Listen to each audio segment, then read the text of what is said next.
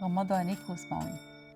تخيلوا معايا انه الشمس خلاص ابتدت تكسر والشارع ابتدى يبقى اهدى. الناس بس في الشارع ده خطواتها بقت اوسع، كله بيحاول يلحق الفطار. ناس تانية بتبص في الساعة، او ناس تانية فاتحة التلفزيون مستنية تسمع صوت الأذان، اللحظة اللي هيكسر الصمت ده ببهجة.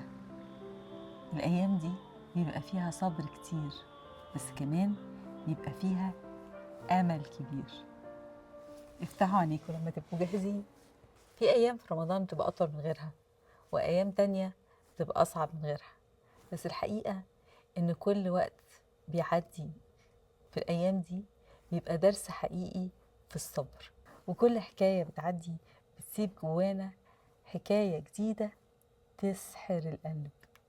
رمضان بيعلمنا إن أجمل النهايات وأجمل الحكايات هي اللي بتبقى كلها مليانة صبر مع ومتغلف بحب. وانتوا بقى في الأيام الطويلة دي بتعدوا الساعات ازاي؟